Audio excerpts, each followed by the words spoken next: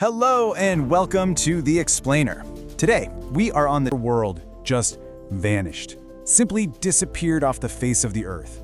Today, we're going to unpack the incredible life, that fateful final flight, and the mystery of Amelia Earhart that still has people talking.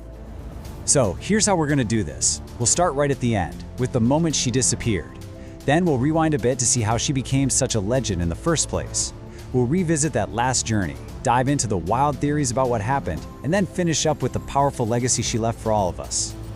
Alright, so the whole story really begins where it ends, out in the middle of the vast, empty Pacific Ocean. Just try to imagine the tension. You're thousands of miles from absolutely anywhere. Picture this. They've been cooped up in that plane for nearly a full day. Their target, Howland Island, isn't just small, it's a tiny speck of land. And after flying 2,500 miles, you better believe every single drop of fuel counts. I mean, the stakes just could not have been higher. And this right here, this simple, almost clinical-sounding line, it's one of the very last things the world ever heard from her. For investigators, that single sentence has become this crucial, tantalizing clue that they've been picking apart for decades.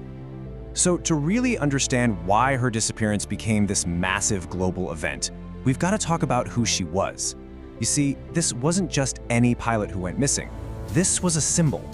From the very beginning, Amelia was different. She defied all the expectations of the time. She and her sister Muriel actually built their own roller coaster.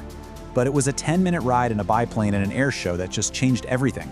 She said later that by the time they were a few hundred feet up, she just knew she had to fly. And her rise to fame? Wow, it was just meteoric. In a little over a decade, she goes from buying her very first plane to becoming a household name across the globe.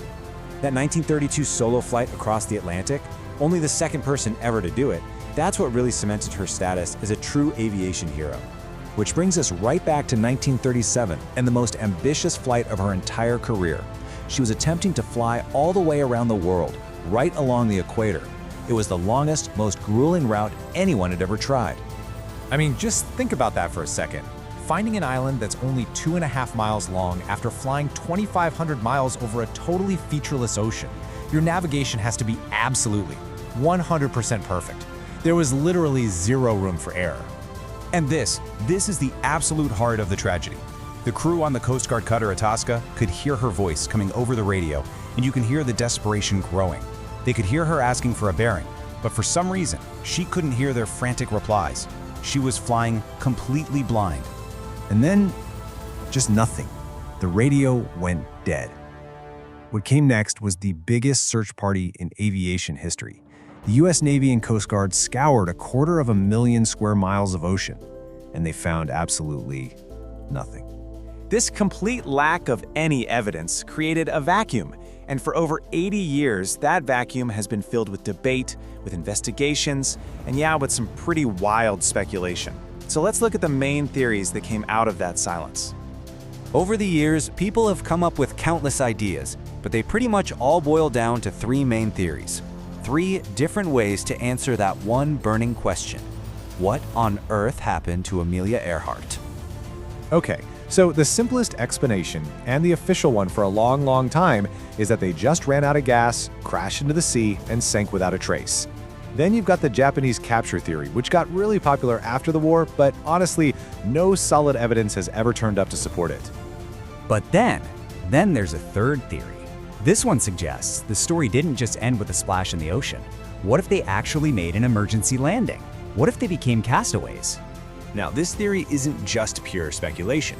An island called Nikamororo is sitting right on that line north and south she mentioned in her last broadcast. And get this, for several nights after she vanished, radio operators reported hearing faint distress calls on her exact frequency. Years later, they found what looked like a castaway's campsite, some bones, and even parts of a woman's shoe right there on the island. So, here's the kicker. For Amelia's radio to transmit, the battery needed to be recharged, and the only way to do that was by running one of the plane's engines. Well, as Lockheed's own engineers said at the time, that could only happen if the plane was on land, sitting on its wheels. It's so easy to get captivated by the mystery of how she died, right? But it can overshadow the incredible story of how she lived and the quiet force who made sure we would never, ever forget it. See, Amelia lived her life in this massive global spotlight.